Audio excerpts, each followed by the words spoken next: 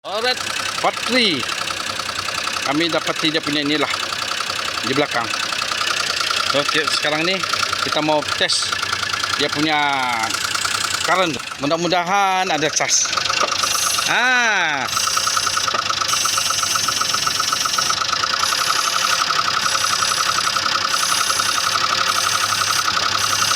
Ada magnet. Anggap, coba buka kepala bateri satu.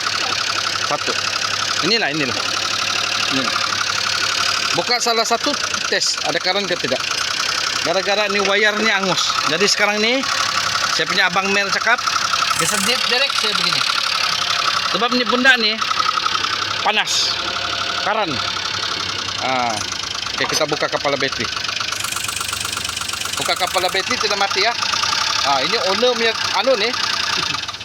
Mati yo. Ada cas kan nih? Cas. Mungkin belum ada cas, tapi sini ada cas. Coba start lagi deh. Ini macam ada masalah nih begini nih.